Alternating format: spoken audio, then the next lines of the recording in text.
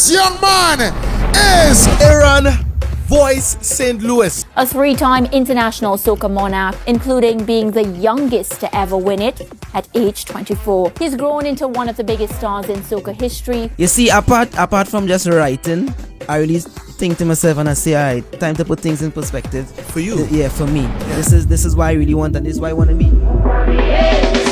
While when I jump in with my friends, I gotta behave myself. As soon as the music hit there, I gotta behave myself. We're gonna try and make this whole Vibes with Voicey thing more structured, and so we went on tour, and to this day I think that was one of the most memorable moments of my career. In the world, the energy this country has is not common, and the potential of this country is huge. If you had a magic wand, you could change one thing in this country, in Trinidad Tobago, where would that be? Racism. We know how to become one. We know how to love each other. We know how to represent ourselves as one nation, as one people. And I see my people divided. It really affects me. It hurts. Imagine God is sitting here next to us, and you can ask him one question. What would you ask him? Why me? Why me?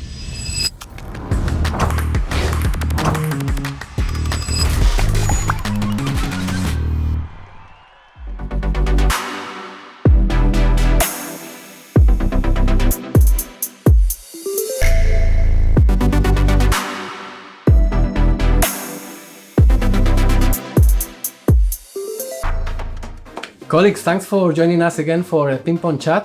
Today, we are thrilled to have with us Voice, someone that is shaping the present and the future of Trinidad and Tobago, that is speaking to the heart of many, someone with very powerful lyrics and infectious positive energy. Aaron, Voice, thank you very much for joining us. No problem. Thanks for having me. Excellent. The first question I have is why? Why you do what you do? Why you do the music you do with influence from many other parts of the world? Why your lyrics are different? Why you're special? Why your songs carry a message of hope or unity?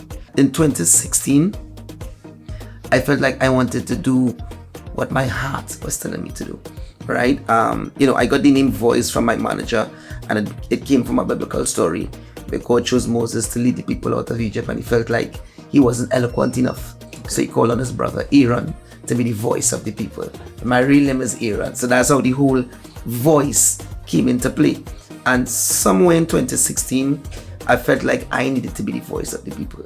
I needed to say what a lot of the artists were hesitant to say. I needed to touch on points that weren't popular, but points that people would think about, but they may not necessarily sing about. And in 2016, I remember going to studio with a line in my head: from you wake up this morning, you're a winner. And I had no idea what that would have turned out to be. It was just me shooting the next shot, because at that time I would have been doing a lot of songwriting for the likes of Marshall Montano, Cohen Dubois, Patrice Roberts, Kess, you name it. We were doing songwriting for those guys. And but I always wanted to be an entertainer. I always had aspirations and dreams of being, in the forefront, singing on stage, entertaining people. That was my true passion, outside of writing music. And when I got that line, Cheers to Life, when I got that song, Cheers to Life, I felt like this is where I needed to be. This is who I am. And actually, Cheers to Life was the first song that I did in my soca career that I wrote entirely for myself. All the other songs would have been songs that the other guys in the songwriting company would have written for me. And Cheers to Life it felt like truly me, what I had to offer, So when I saw the result and the success of Cheers to Life, it was no doubt that this is where I needed to be, and this is what I needed to do to keep inspiring, to keep motivating the younger ones. I've had a lot of people come up to me and say, Voice, we want to be just like you, Voice. You're such an inspiration to us. And, seeing that is even more inspiration to continue doing what I love. And I wanted to get there, Aaron, because you became the youngest ever soca monarch, champion. Yeah. You come from San Juan.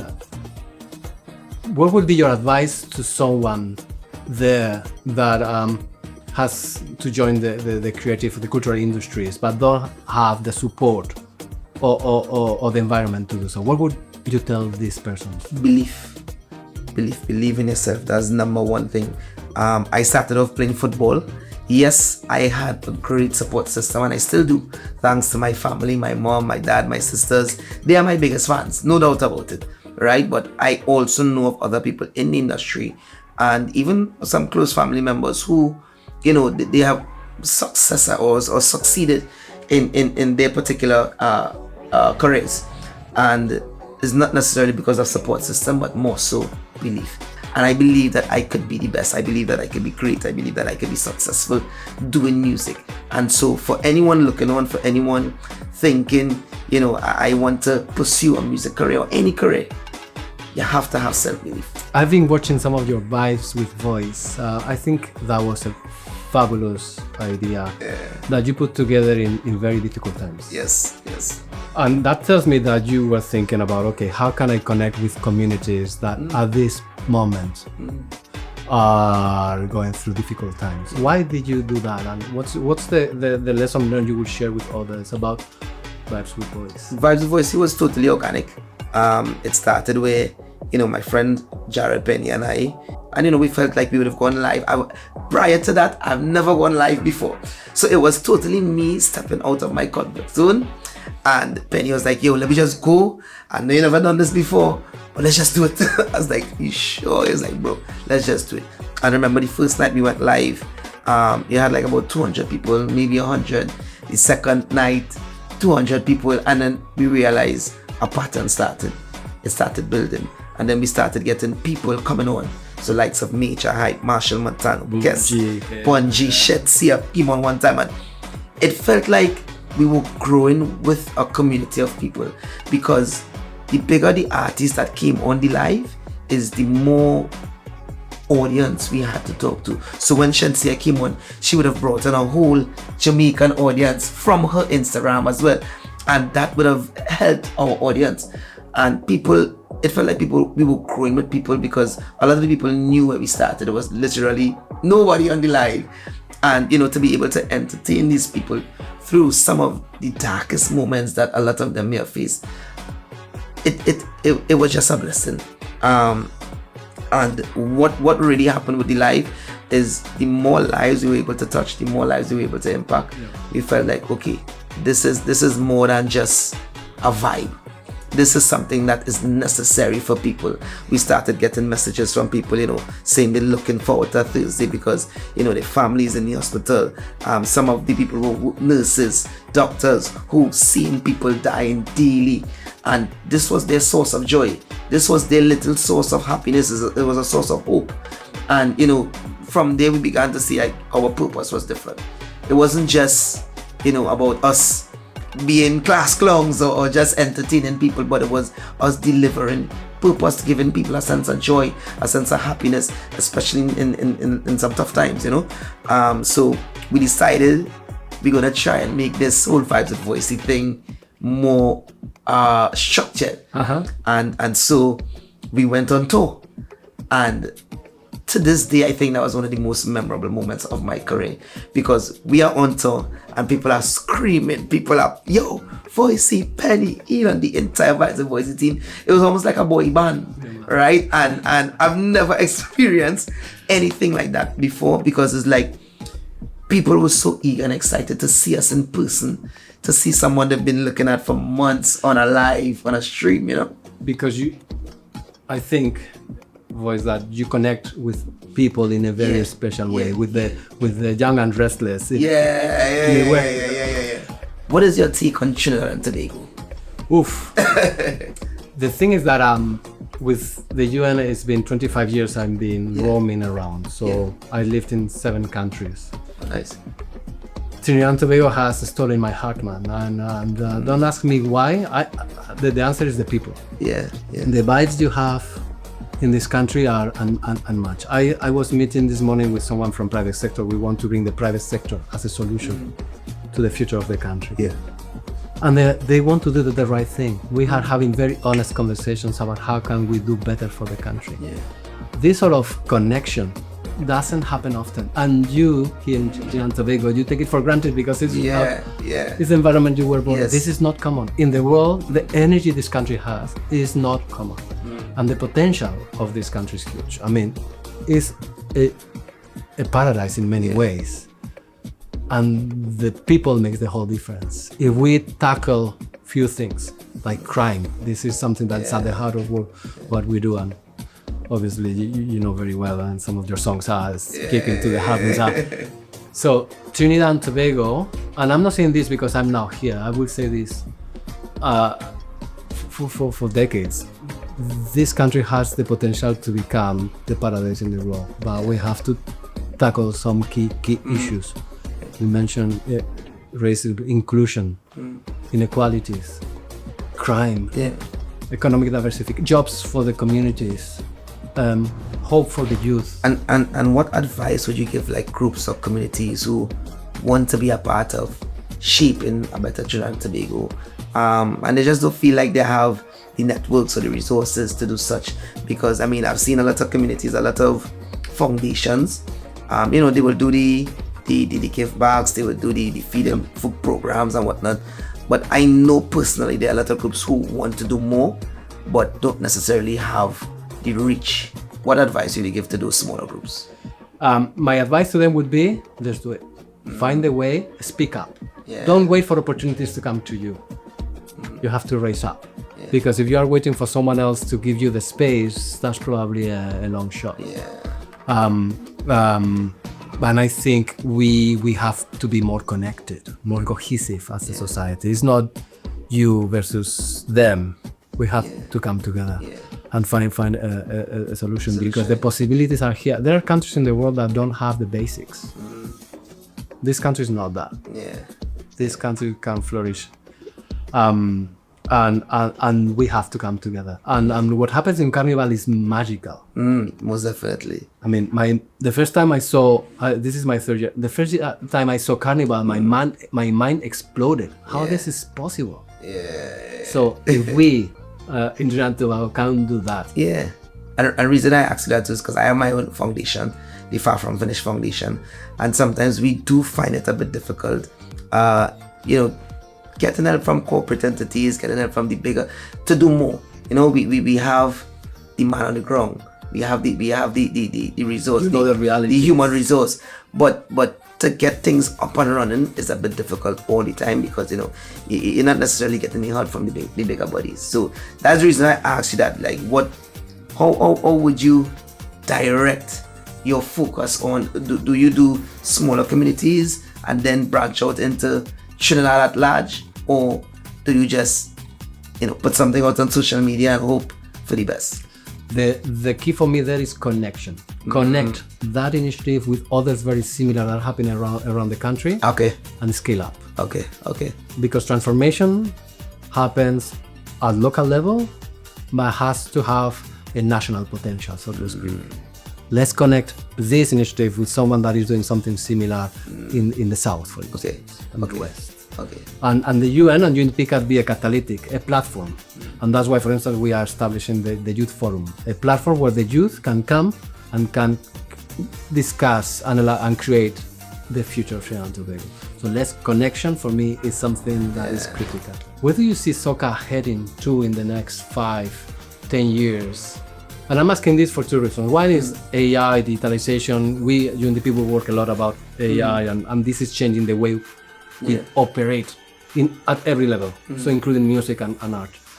And two, to me, as a foreigner, as a guest in this country, soca is the glue. Soca is a tool that brings the country together. Is national pride, is economic opportunity, is cultural diplomacy. Everything. So how do you see soca in the next 5-10 years? Honestly, I don't want to be too biased. So this is not me being biased, but I do think soca is on the verge of breaking through globally, right? My thought process, or my vision, what I foresee for soca music is that at some point the world will get in line and this Decided. because we see in many instances every year we have people coming to different carnivals, not just Trinidad and Tobago. You see Jamaica, you see Grenada, St. Lucia, you name it. We have new listeners every single year, every single carnival, without a doubt, there are new people being converted into soca lovers. I love this passion. I love what you guys are doing. They love the experience, the joy that it brings. And I think at some point, the world will catch on. And for me, as I say, I always feel this sort of luckiness, this sort of luck inside, where I feel like I would definitely be a part of that movement. I always say in each and every interview, no one person did it, right? All the artists, all the promoters, all the producers, even the listeners, the patrons, the fight goers, we all have an important part to play when it comes to taking soca music to the next level. You are doing that. Of course. And also I'm publishing year-round songs, not only on Carnival. I think that's a very... Yeah, well, that's the next thing I want to mention. I feel like we need to move away from the cycle of, seasonal. Exactly. Right? And it starts with the artists, it starts with the patrons, it's everybody who's involved in the ecosystem of soca music. We all need to start thinking outside of Carnival. Right? Yes, there's many of the carnivals that we tour and we go to after Trinidad Carnival, but we need to have things outside of that. Yeah, right. We need to have music that the people could listen to in the summer, and it could be a soca summer banger. Boom. Yeah. That's what I think we need to work towards. But I think we're on the brink of huge global success right now. Fantastic. What's in your bucket list as a person? Or as a musician as well, but I think you have reached As a person, in your bucket list. That's a very good question. There are many countries I would like to visit with my family. Okay. So that's one.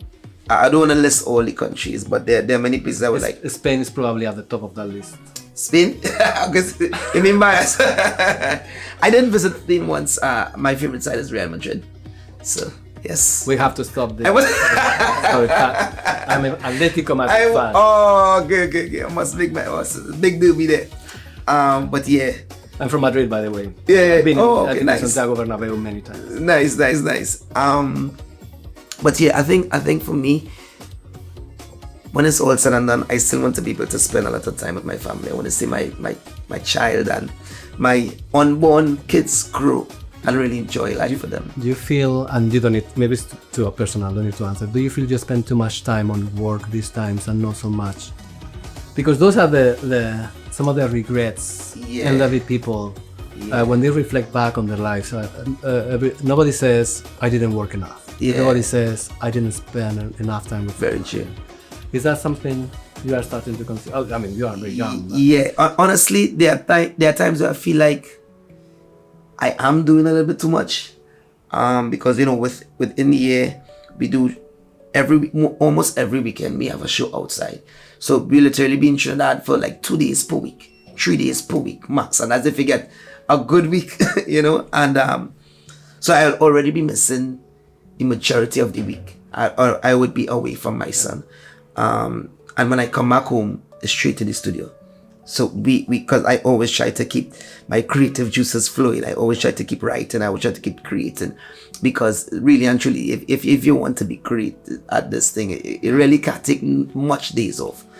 But what we are doing now is trying to incorporate ways where I could still spend time with him and my family, and be on tour and facilitate the writing and the production part of the music. So a lot of times, even last year, I would have taken him on tour with me. Okay. So he would have been at shows with me. 1 year old. Yeah. So his mom would have came, and we would have been on shows. We went to, he experienced a lot of carnivals. He was in Grenada Carnival. I carried him in Mexico, Miami Carnival. Okay. Yeah. So this year the plan is to do more of that, and really, get that bond and that relationship going as he's getting older, Absolutely. Yeah. One question I always ask to my guests: if you had a magic wand, you could change one thing in this country, in Trinidad Tobago, where would that be? Racism. Okay. Yeah, racism. I actually, that is one thing that hurts me the most, because I know that we have what it takes to be one people, and there are certain situations and certain elements that almost breed this racism energy. And I feel like that's not of us. You see it in football, you see it when it comes to cricket games, you see it in carnival. We know how to become one. We know how to love each other. We know how to represent ourselves as one nation, as one people. And when certain situations happen, you know, and I see my people divided, it really affects me. It hurts a lot. And so if I had a magic wand, that would be one thing. Do you feel it? Yeah, most definitely. You feel it? Most definitely. And I think that is also part of the reason why I sing these songs that I do, right? To motivate the nation, right? I feel like it is my duty to do nation building songs, to bring the people together in the way that I know how to. You see it with the likes of Bob Dylan, you see the likes of Bob Marley, right? Where they were able to bring people together through music, and I feel like that's something I definitely want to do. When it's all said and done, I want people to look at my career, look at my work, and even 50 or 100 years from now, play my music and be motivated. You are far from finished, eh, man? Most definitely. Imagine God is sitting here next to us, and you can ask him one question, and he will answer. What would you ask him? Why me? Why me?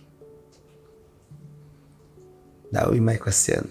Sometimes I mean, as we can see right now, I'm a pause reason. It's like, you know, I've seen people around me led astray. I've seen, you know, people even do everything that they're supposed to do, conform to the system, education, doctorate, masters, and for some reason, he's chosen me to give this level of influence, to give this level of, I feel like it's a level of power, and to put me in this position to be able to see the things that I see, to be able to do the things that I do. You know, even growing up, being in UWE, being in secondary school, I never saw any of this coming. Never. And so I would ask him, why me? Why did he choose Aaron Stevenson Louis, a youth man from Sawa, to be in this position? I can't behave myself. All when I jump in with the friends, I can't behave myself. Soon as the music hit there, I can't behave myself. Folks, I hope you enjoyed as much as I did the conversation with Aaron with Voice. It's been fantastic. A lot of potential, a lot of hope, a lot of positive energy. Before Carnival, let's do it. Thank you for joining us.